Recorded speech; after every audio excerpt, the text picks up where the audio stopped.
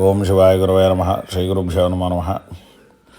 ఈరోజు మనకి బాలా త్రిపుర సుందరీదేవి, త్రిపురాంతకం బాలా త్రిపుర సుందరీదేవి మహాక్షేత్రాన్ని మన యొక్క ఛానల్లో చూపించడం జరుగుతుంది. ఆ అమ్మవారి యొక్క వైభవం, మహాకాళి, మహాలక్ష్మి, మహాసరస్వతి ముగ్గురి స్వరూపాలు కలిసినటువంటి శ్రీమద్ బాలా త్రిపుర సుందరీదేవి అమ్మవారి యొక్క దర్శన భాగ్యం, అమ్మవారి యొక్క దేవాలయం, అమ్మవారి యొక్క దేవాలయ చరిత్ర అవన్నీ కూడా ఇక్కడ తెలియపరచడం జరుగుతుంది. కుమారగిరిపై ఆ కొండ మీద ఉన్నటువంటిది స్వామివారి యొక్క దేవాలయం. ఇప్పుడు వచ్చేటువంటి వారందరూ కూడా అమ్మవారి యొక్క చతుషష్ఠి యోగిని మూర్తులు. మనకి లలితా సహస్రనామంలో చెప్పబడతాయి. చతుషష్ఠి యోగిని గణసేవితాయై నమః అంటే ఇక్కడ ఉన్నటువంటి వాళ్ళందరూ కూడా అమ్మవారి యొక్క గణాలలో ఉన్నటువంటి చతుషష్ఠి యోగిని గణసేవితాయై నమః. ఈ గణాల్లో చతుషష్ఠి యోగిని మూర్తులందరూ కూడా ఆ యొక్క అమ్మవారిని ధ్యానం చేస్తూ ఆ అమ్మవారికి వారి వారి యొక్క దేహ భాగాలు ఏవైతే ఉన్నాయో ఆ భాగాలన్నింటి నుంచి కూడా ఒక్కొక్కరుగా రక్తదర్పణాన్ని చేస్తూ ఉంటారనమాట. ఇగో ఈ విధంగా విశేషప్రదమైనటువంటి చతుషష్ఠి యోగిని మూర్తులు. ఇది ఆలయం యొక్క ధ్వజ గోపురం, ఆలయం యొక్క గోపుర స్థానం. ఈ అమ్మవారి ఆలయానికి ధ్వజస్తంభం అనేటువంటిది ఉండదు. ఇక్కడ ధ్వజస్తంభం ప్లేసులో ఇక్కడ మనకి చిన్నమస్తా అమ్మవారు ఉంటుందగో లోపల ఉన్నటువంటి అమ్మవారు అనమాట. ఆ యొక్క చిన్నమస్తా అమ్మవారికి ఆదివారం అమావాస్య రోజు, ఆదివారం రోజు విశేషమైనటువంటి పూజాది కార్యక్రమాలన్నీ కూడా నిర్వర్తిస్తారు. అక్కడ ఆ అమ్మవారికి గండదీపం అనేటువంటి గండదీపాలన్నీ కూడా పెడతారు. ఇందాక చూపించినటువంటి ఈ యోగిని మూర్తులలో వీళ్ళు కూడా కొంతమంది అన్నమాట. అంటే ఇందాక మనకి అమ్మవారికి అటువైపు భాగంలో ఉన్నటువంటి యోగిని మూర్తులందరిని కూడా చూపించడం జరిగింది.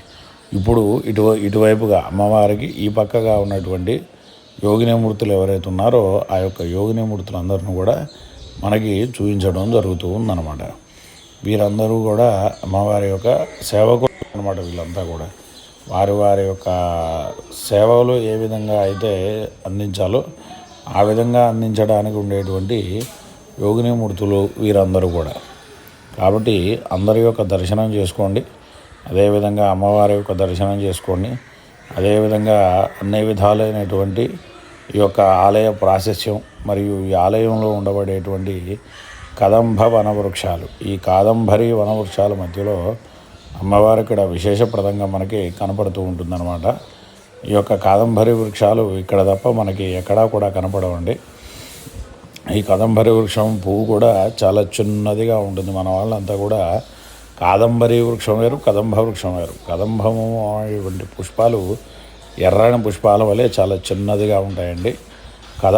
కాదంబరి పుష్పాలు అనేటువంటి కొద్దిగా లావుగా ఉంటాయన్నమాట. కదంబము వేరు, కాదంబరి వేరు అన్నమాట. ఇక్కడ ఈ అమ్మవారికి చాలా విశేషప్రదమైనటువంటి యూపస్తంభం అని ఉంటుందండి. ఆ యూపస్తంభంలో ఏంటంటే అంటే అక్కడ అమ్మవారికి విశేషప్రదమైనటువంటి అంటే ఆ బలిహరణలన్నీ కూడా చేస్తారనమాట. అంత బలిహరణలు చేసినా కానీ ఆ యూపస్తంభం నిండకుండా ఉంటుందన్నమాట.